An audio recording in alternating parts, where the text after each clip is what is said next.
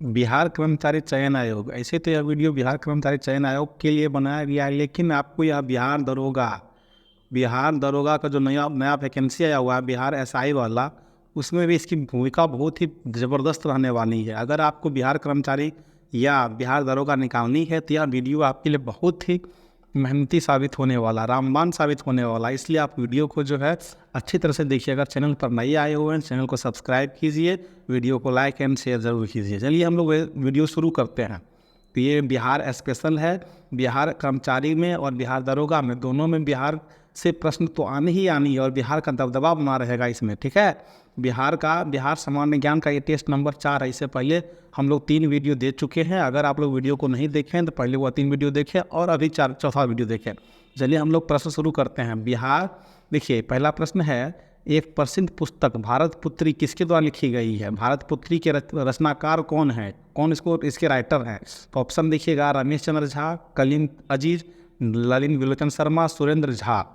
इसके right answer क्या हो जाएंगे आपको कमेंट बॉक्स में कमेंट करके बताना, क्योंकि आप कितने प्रश्न बना पा रहे हैं, आपसे कितने प्रश्न बन पा रहे हैं, आपका क्या लेवल है, यह भी आपको जानना ज़रूरी है। तो वीडियो को क्या कीजिएगा, रोक करके कमेंट बॉक्स में कमेंट करके आपको इसके आंसर को बताना है। तो इसका राइट आंसर क्या हो जाएगा, रमेश चंद्र झा।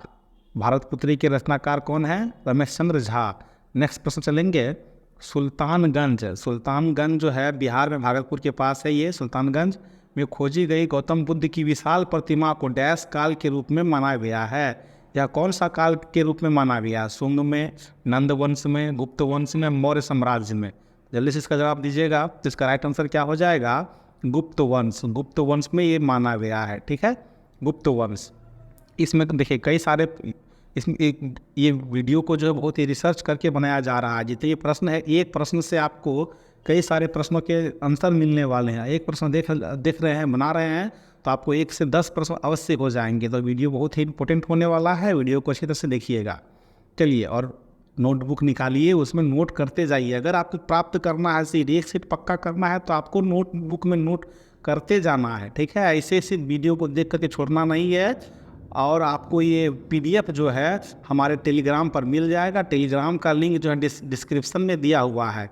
आप जाइए डिस्क्रिप्शन में टेलीग्राम का लिंक होगा, उसको क्लिक कीजिए और जितने भी वीडियो का लिंक है वे सभी आपको एक साथ प्राप्त हो जाएगा। वो सभी PDF को देखिए, नोटबुक बनाइए, नोट में नोट करते जाइए। तो एक प्रसिद्ध पुस्तक भारत पुत्री के रचनाकार कौन थे? रमेश चंद्र झा। देखिए रमेश चंद्र झा का जो जन्म हुआ था 8 मई 1928 को हुआ था।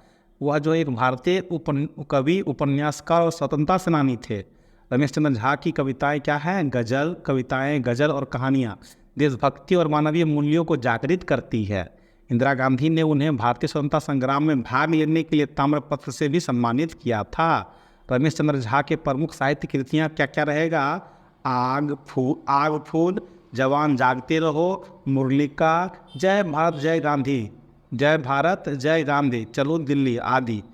और भी कई जितने भी इसमें इम्पोर्टेंट लेखक हैं उनके पुस्तकें को भी देख लेंगे। देखिए कलीम अजीज है, कलीम अजीज की पुस्तकें क्या है? अभी सुन लो मुझ से, एक देश एक देशी।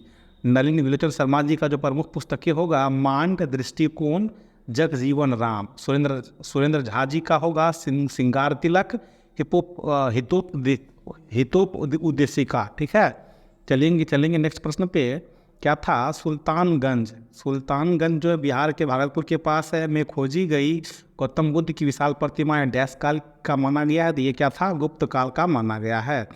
तो नेक्स्ट इसके जितने भी पॉइंट है, बहुत ही रिसर्च करने के बाद पॉइंटों को बनाए हुए हैं, तो अवश्य आप लोग पॉइंट को नोट डाउन कर लीजिएगा। देखिए सुल्तानगंज में एक तांबे की बुद्ध की मूर्ति मिली है, जो 500 से 700 ईस्वी के बीच की है। मूर्ति की ऊंचाई जो है 2.3 मीटर है और इसका वजन लगभग 500 किलोग्राम है। यह बिहार के भागलपुर जिले के उत्तर भारतीय शहर सुल्तानगंज में पाया गया था। यह 1861 ईस्वी में जो है इंडियन रेलवे का निर्माण जब हो रहा था तब मिला था।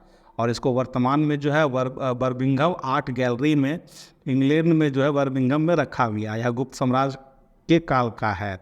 बर्मिंघम समारोहालय या संग्रहालय ने जो है एक वार्षिक बुद्ध दिवस का आयोजन किया, जिसमें कि इसने बौद्ध धर्म से संबंधित विभिन्न परंपराओं को प्रदर्शन किया था। गुप्त साम्राज्य का एक प्राचीन गुप्त साम्राज्य जो है प्राचीन भारतीय साम्राज्य था जो 3री शताब्दी के उत्तरार्ध से 543 ईस्वी के मध्य तक चला था। इस साम्राज्य के शीर्ष बिंदु पर लगभग 319 से 467 तक इसने भारतीय उपमहाद्वीप को जो है अधिकांश हिस्सों को आच्छादित किया था। कई सारे क्षेत्रों पर जो है ये राज्य किए थे। इस अवधि को इतिहासकार द्वारा भारत का स्वर्ण युग, ध्यान रखिए बहुत ही इंपॉर्टेंट पॉइंट बन रहा है, ये स्वर्ण युग, भारत का स्वर्ण युग जो है किस युग को कहते हैं? गुप्त वंश के युग को। श्रीगुप्त जो है साम्राज्य के संस्थापक थे, गुप्त वंश के संस्थापक श्रीगुप्त जी थे। नेक्स्ट प्रश्न में चलेंगे। केसरिया स्तूप, केसरिया में एक प्रसिद्ध बौद्ध स्तूप है जो कि बिहार के डैश जिला में है। केसरिया स्तूप, केसरिया एक प्रसिद्ध बौद्ध स्तूप है जो बिहार के जिले में है। इसका राइट आंसर क्या हो जाएगा? चंपारण। भागलपुर है, मुंगेर है, चंपारण है, बेगूसराय। राइट आंसर क्या होगा? चंपारण। चलिए नेक्स्ट है, बिहार में पहला बाघ के अभ्यारण्य कौन सा था? पहला बाघ के अभ्यारण्य भीम बांध वन्यजीव अभ्यारण्य, कैमूर वन्यजीव अभ्यारण्य, वाल्मीकि राष्ट्रीय उद्यान, पंत वन्यजीव अभ्यारण्य। इसका राइट आंसर क्या हो जाएगा? वाल्मीकि राष्ट्रीय उद्यान। इसकी जितने भी पॉइंट है पॉइंटों को देखेंगे तो केसरिया स्तूप कहाँ था? चंपारण में। केसरिया स्तूप जो है, केसरिया में एक प्रसिद्ध बौद्ध स्तूप है जो बिहार के जो है पूर्वी चंपारण जिले में है। और ASI के केसरिया स्तूप को जो है राष्ट्रीय महत्व का जो है संरक्षित स्मारक घोषित किया है। क्षेत्र के मूल निवासी इस स्तूप को क्या बोलते हैं? देवला बोलते हैं, देवला। इसका अर्थ क्या होता है? देवता का घर। मूल केसरिया स्तूप संभवतः जो है अशोक जो है 250 ईसा पूर्व के समय का है, क्योंकि अशोक के स्तंभ की राजधानी के अवशेष वहाँ खोजे गए थे। भगवान बुद्ध ने जो है अपनी अंतिम यात्रा के दौरान केसरिया में एक यादगार समय बिताया था। उन्होंने यहाँ कुछ आश्चर्यजनक घोषणाएं भी की थी जो बाद में क्या हुआ? जातक कथाओं में दर्ज किया गया। और ये बिहार का पहला बाघ अभ्यारण्य वाल्मीकि राष्ट्रीय उद्यान है। वाल्मीकि राष्ट्रीय उद्यान जो है एक बाघ अभ्यारण्य और वन्यजीव अभ्यारण्य है। बिहार के पश्चिमी चंपारण जिले में भारत नेपाल सीमा पर गंडक नदी के किनारे यह स्थित है। वाल्मीकि राष्ट्रीय उद्यान जो है भारतीय राज्य बिहार का एकमात्र राष्ट्रीय उद्यान है। बिहार का एकमात्र राष्ट्रीय उद्यान वाल्मीकि राष्ट्रीय उद्यान, याद रखिएगा। पूछेगा कि बिहार में कौन सा राष्ट्रीय उद्यान है, तो वाल्मीकि राष्ट्रीय उद्यान। वाल्मीकि राष्ट्रीय उद्यान में बाघ अभ्यारण्य, भारतीय गेंडा, एशियाई काला भालू, कई सारे प्रजातियां यहाँ पे पाई जाती है। आगे देखेंगे बहुत सारे पॉइंट जो ऐसे हैं जो कम इम्पोर्टेंट है लेकिन संभावनाएं कुछ कुछ बनती है, तो उसको आप लोग PDF डाउनलोड करके वहाँ से पढ़ लीजिएगा, रीड मार लीजिएगा, ठीक है। बिहार सरकार द्वारा शुरू की गई ग्रामीण टोला संपर्क निश्चय योजना का उद्देश्य निम्नलिखित में से क्या प्रदान करता है? मुफ्त कॉल करता है, कौशल विकास, बस्तियों से संपर्कता, जल निकासी व्यवस्था। जल्दी से इसका जवाब कमेंट बॉक्स में कमेंट करके बताइए। तो इसका राइट आंसर क्या हो जाएगा? बस्तियों से संपर्कता, ठीक है। ये बिहार सरकार द्वारा ग्रामीण टोला संपर्क निश्चय योजना क्या मुहैया कराती है? बस्तियों से संपर्कता।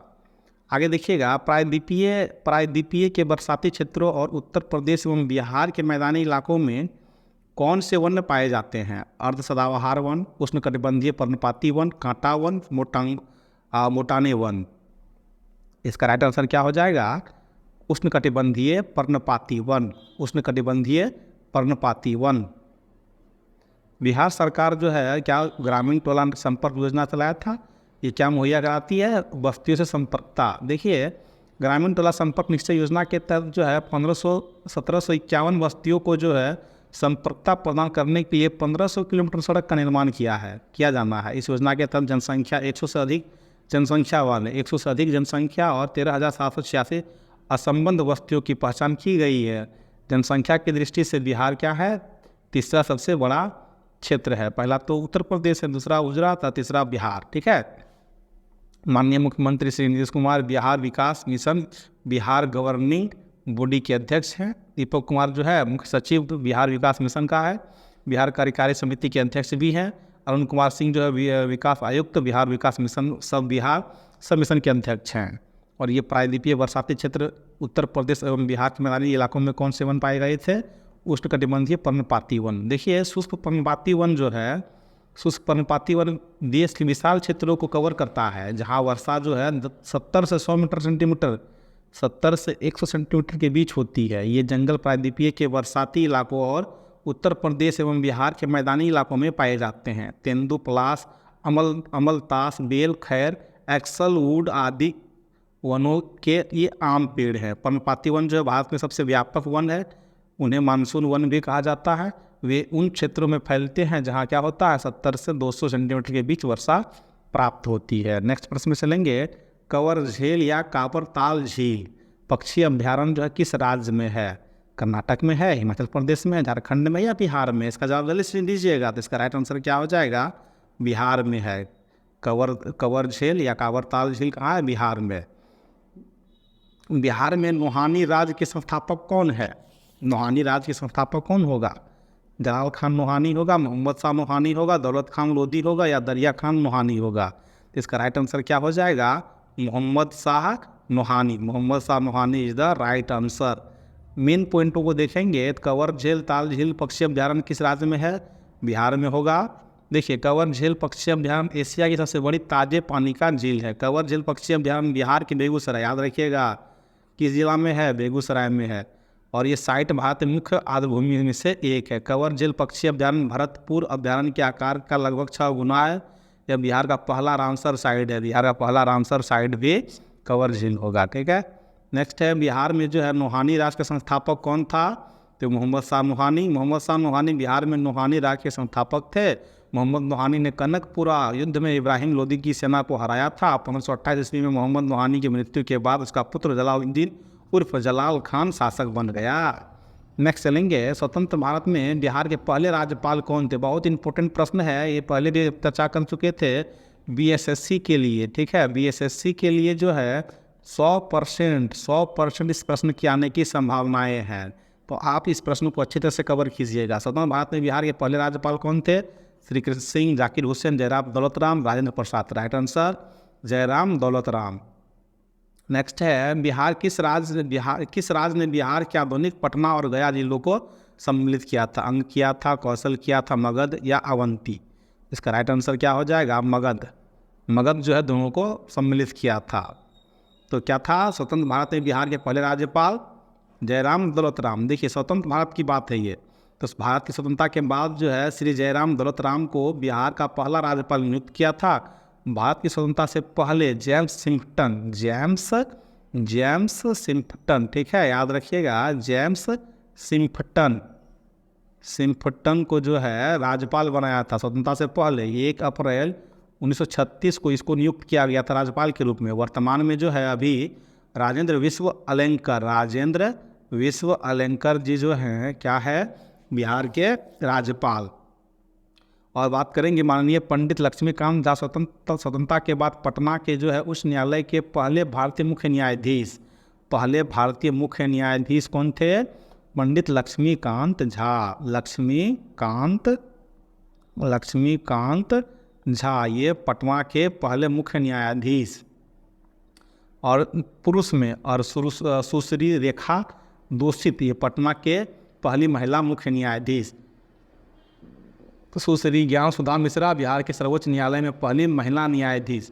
पटना उच्च न्यायालय को भारत के 2 मुख्य न्यायाधीश जस्टिस भुवनेश्वर प्रसाद मिश्रा और न्यायाधीश ललित मोहन शर्मा को दिया गया था। नेक्स्ट है, किस राज्य ने बिहार के आधुनिक पटना और गया जिलों को सम्मिलित किया था? तो वो क्या था? वो था मगध। ठीक है, मगध को जो है प्राचीन भारत के 16 महापदों में से एक महान देशों के रूप में गिना जाता था। मगध राज्य अपने विस्तार से पहले पटना, नालंदा, औरंगाबाद, अरवल, नवादा, जहानाबाद, दक्षिणी बिहार के गया जिला में से मेल खाता है। मगध दक्षिण बिहार के एक प्राचीन साम्राज्य था जिसमें जैन धर्म और बौद्ध धर्म के विकास की एक महत्वपूर्ण भूमिका निभाई थी। मगध में 2 सबसे बड़े साम्राज्य गुप्त साम्राज्य और मौर्य साम्राज्य की उत्पत्ति हुई थी। 16 महाजनपदों के नाम और सूची देखिएगा। पहला जो है काशी है, कौशल, अंग, मगध, वज्जी, मल, चेदी, वत्स, कुरु, पांचाल, मत्स्य, सूरसेना, अशक, अवंती, गांधार और कंबोज। सबसे शक्तिशाली चार जो है महाजनपद कौन थे? मगध, अवंती, कौशल, वत्स्य। मगध के जो है मुख्य राजा बिंबिसार और अजातशत्रु, अवंती के परघोता और कौशल के प्रसेनजीत, उदयन जो है वत्स्य के होंगे। नेक्स्ट प्रश्न पर चलेंगे। बिहार में किसको बिहार के 2 खानी किशोरों और बिहार के रूप में जाना जाता है? देखिए बहुत इंपॉर्टेंट है, ये प्रश्न को जानते हैं, लेकिन इसको इस प्रश्न की जो टाइप है ये किस प्रकार से आ सकते हैं उनको भी देखना है। कई सारे बच्चे गलत भी करेंगे और कई सारे बच्चे सही सही जवाब देंगे। तो निम्नलिखित में से किसको बिहार के दुख यानी स्वरों ऑफ बिहार के रूप में जाना जाता है? घाघरा, कोसी, महानंदा, कमला। तो राइट आंसर क्या हो जाएगा? कोसी। कोसी को जो है स्वरों ऑफ बिहार के रूप में जाना जाता है। निम्नलिखित में से कौन बिहार का पहला सामुदायिक पक्षी अभ्यारण्य है? बहुत इंपॉर्टेंट VVI प्रश्न है, VVI प्रश्न बहुत इंपॉर्टेंट है। निम्नलिखित में से कौन बिहार का पहला सामुदायिक पक्षी अभ्यारण्य है? सालिम अली वैशाली वाला, गोगाबिल कटिहार, बिहटा पटना और नकटी जमुई। तो इसका राइट आंसर क्या हो जाएगा? गोगाबिल कटिहार। कटिहार जो है गोगाबिल, ये इंपॉर्टेंट है। चलिए, निम्नलिखित में से किसको बिहार के दुख यानी स्वरों ऑफ बिहार के रूप में जाना जाता है? ये कोसी नदी है। कोसी को बिहार के दुख यानी स्वरों ऑफ बिहार के रूप में जाना जाता है। कोसी को अपनी 7 ऊपरी सहायक नदियों के लिए सब तो कोसी के रूप में भी जानते हैं। यह नेपाल में जो है हनुमान नगर के पास भारत के क्षेत्र में प्रवेश कर जाती है और कटिहार जिले में कुर्सेला के पास गंगा नदी में ये मिलती है। घाघरा नदी की बात करें तो इसे सरयू के नाम से भी जानते हैं। इसकी उत्पत्ति जो है नेपाल से होती है। कमला नदी की बात करेंगे तो इस नदी पर कमला बैराज का निर्माण किया गया है। महानंदा की बात करें तो इसकी उत्पत्ति सिक्किम में होती है और महानंदा बांग्लादेश नवाबगंज में गंगा में जाकर मिल जाती है। निम्नलिखित में से कौन बिहार का पहला सामुदायिक पक्षी अभ्यारण्य था? ये गोगाबिल कटिहार। गोगाबिल कटिहार बिहार के कटिहार जिले में से एक चापाकार झील है। इसे राज्य का पहला सामुदायिक रिजर्व घोषित किया गया है। सामुदायिक अभ्यारण्य बिहार सरकार द्वारा घोषित एक विशेष रूप से संरक्षित क्षेत्र हैं जो और स्थानीय व्यक्तियों तथा समुदाय के प्रयासों से संरक्षित होता है। गोगाबिल बिहार में 15वां संरक्षित क्षेत्र है और यह 90 से अधिक प्रजाति का आश्रय स्थल है, जिनमें से 30 प्रवासी पक्षी इसमें हैं। तो बिहार के कितने जिले हैं जिन्हें बिहार पंचायती सुदृढ़ीकरण परियोजना का कार्यान्वित की जा रही है? कितने जिले होंगे? 9 जिला, 6 जिला, 7 जिला और 8 जिला। राइट आंसर क्या हो जाएगा? 6 जिला। 6 जिलों में जो है ये सुदृढ़ीकरण परियोजना शुरू की गई है। बिहार में पहली नवपाषाण संस्कृति डैश में देखने को मिलती है।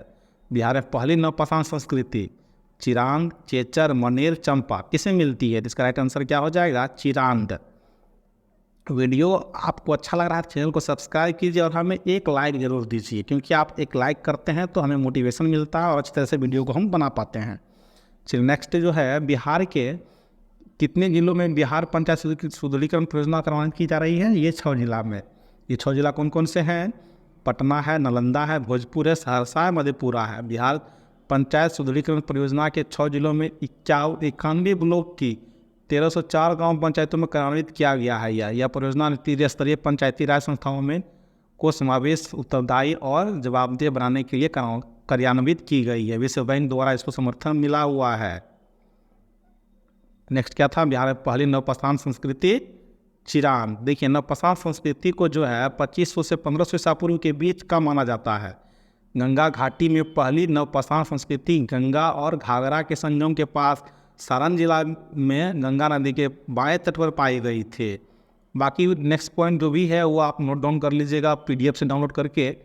इल्तुतमिश ने बिहार में अपना पहला सूबेदार किसे नियुक्त किया था? हसनुद्दीन इवाज को, नसरुद्दीन महमूद को, अली मर्दन खिलजी को, मलिक जानी को। तो इसका राइट आंसर क्या हो जाएगा? इसका राइट आंसर कमेंट बॉक्स में जल्दी से बताइए। तो मलिक जानी इसका राइट आंसर होगा। राइट आंसर मलिक जानी। नेक्स्ट है, बिहार का धुआंकुंड जलप्रपात में से किस नदी पर है?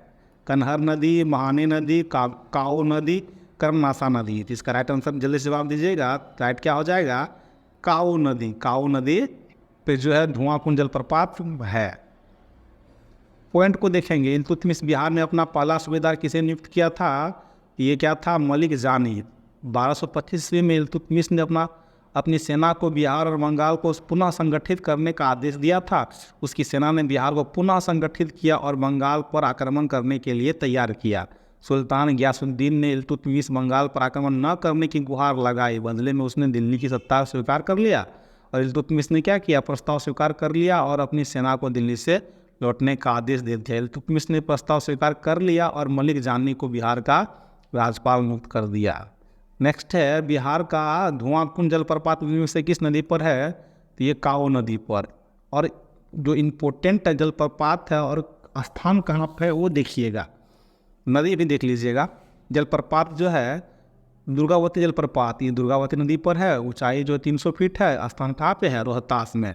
काकोलत जलप्रपात करमासा नदी पर है, 160 फीट ऊंचाई पर है ये, और ये काकोलत पठार नवादा जिला में है। सुखलहरी जलप्रपात कनहर नदी पर है, 100 फीट ऊंचाई है, उत्तर प्रदेश और बिहार की सीमा पर है ये। तमासिन जलप्रपात महाने नदी पर है, 50 फीट ऊंचाई पर है, झारखंड और बिहार की सीमा पर है ये। और अशमोक कुंड जलप्रपात काऊ नदी पर और ताराचंडी सासाराम में है ये। नेक्स्ट देखिएगा, निम्नलिखित में से कौन सी चट्टानें बिहार के पश्चिमी जिले में पाई जाती है? ये धारवाड़ की चट्टानें, विंध्यन चट्टानें, तिरतेक चट्टानें या क्वाटमरी चट्टानें? तो इसका राइट आंसर जल्दी से जवाब दीजिएगा, कमेंट बॉक्स में कमेंट करके बताइए, तभी आप अपने आप को आंक सकते हैं कि हमें कितने प्रश्न हम सही सही बना रहे हैं और हमें क्या इम्प्रूव करने की आवश्यकता है। तो चलिए इसका राइट आंसर क्या होगा? तिरतेक चट्टानें, तिरतेक चट्टानें। महाबोधि मंदिर जो कि यूनेस्को की विश्व धरोहर स्थल भी है, निम्न में से किस राज्य में है? बिहार में है, उत्तर प्रदेश में है या मध्य प्रदेश में है, पश्चिम बंगाल में है? तो इसका राइट आंसर क्या हो जाएगा? बिहार में है ये, ठीक है। पॉइंट को देखेंगे, निम्नलिखित में से कौन सी चट्टानें बिहार के पश्चिमी चंपारण जिले में पाई जाती है? ये तिरतेक चट्टानें हैं। देखिए बिहार में जो है 4 प्रकार की चट्टानें पाई जाती है। ये धारवाड़ चट्टानें, यह मूल रूप से आग्नेय चट्टान है। यह बिहार के दक्षिणी पूर्वी भाग मुंगेर, जम्मू, बिहार शरीफ, नवादा, राजगीर, बोधगया आदि में ये पाया जाता है। कौन सा? धारवाड़ चट्टानें। विंध्यन चट्टानें जो है बिहार के दक्षिण पश्चिमी भाग में पाया जाता है। सोन नदी के उत्तर में रोहतास और कैमूर जिले में ये फैला हुआ विंध्यन चट्टान है। और तिरतेक चट्टानें, यह चट्टान हिमालय के दक्षिणी सीमा में पाई जाती है। यह श्रेणी में रेत पत्थर और बोल्डर मिट्टी की चट्टानों में पाई जाती है। यह बिहार के पश्चिमी चंपारण में है। और चतुष्कोणीय चट्टान क्या होगा? ये पपड़ीदार चट्टान के रूप में पाई जाती है। आगे देखिए, महाबोधि मंदिर जो यूनेस्को की विश्व धरोहर स्थल भी है, निम्न में किस राज्य में है? यह है बिहार में। तो महाबोधि मंदिर एक बौद्ध मंदिर है जो बिहार के बोधगया में स्थित है। इसे सम्राट अशोक ने बनवाया था। यह पूरी तरह से ईंटों से निर्मित शुरुआती बौद्ध मंदिरों में से एक है। इसे 2002 में, याद रखिएगा, 2002 में यूनेस्को के विश्व धरोहर स्थलों की सूची में रखा गया है। नेक्स्ट है, निम्नलिखित में बिहार का कौन सा जिला नेपाल के साथ अपनी सीमा साझा नहीं करता है?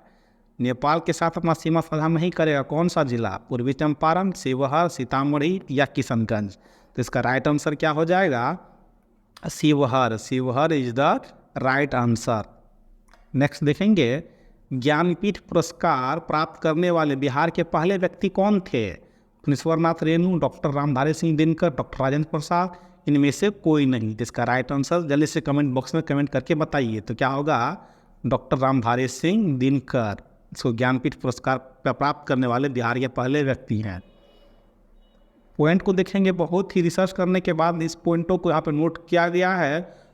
आप लोग ये सभी पॉइंट को अच्छी तरह से अपने कॉपी में नोट कीजिएगा और इसको रिवाइज कीजिएगा। आपका एग्ज़ाम जो पक्का निकलेगा, मेरा पूर्ण रूप से विश्वास है। इसलिए आप लोग अच्छी तरह से मेहनत कीजिए। निम्नलिखित में से बिहार का कौन सा जिला नेपाल के साथ अपनी सीमा साझा नहीं करता है? पूर्वी चंपारण, शिवहर, सीतामढ़ी, किशनगंज। बिहार का जो है शिवहर जिला पूर्वी चंपारण, सीतामढ़ी और मुजफ्फरपुर से घिरा हुआ है। बिहार भारत के पूर्वी हिस्सों में से स्थित राज्य में से एक राज्य है। बिहार या 3 राज्यों से घिरा हुआ है और केवल एक देश के साथ अंतर्राष्ट्रीय सीमा साझा करता है। कौन? बिहार।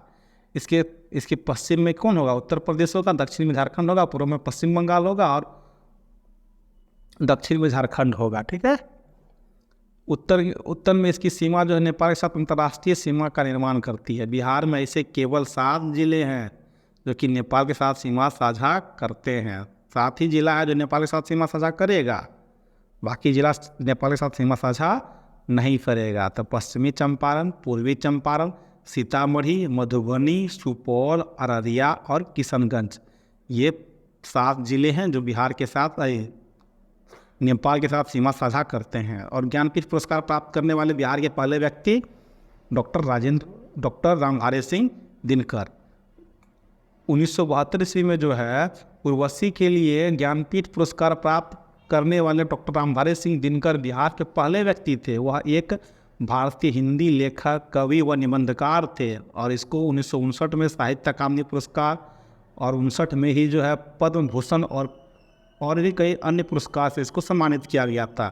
ज्ञानपीठ पुरस्कार प्राप्त करने वाले भारतीय ज्ञानपीठ द्वारा, देखिए ज्ञानपीठ पुरस्कार भारतीय ज्ञानपीठ द्वारा साहित्य में जो है उत्कृष्ट योगदान के लिए किसी भी लेखक को दिया जाने वाला एक वार्षिक भारतीय साहित्य पुरस्कार है। यहाँ तक आए हुए हैं। Thank you for watching this video. आपको वीडियो कैसा लग रहा है हमें कमेंट में ज़रूर बताइए, और आगे आप किस टॉपिक पर वीडियो देखना चाहते हैं वो हमें ज़रूर बताइएगा। और वीडियो को लाइक कीजिए, चैनल को सब्सक्राइब कीजिए, अपने दोस्तों के साथ शेयर कीजिए जो BSSC या बिहार दरोगा में आने वाले हैं।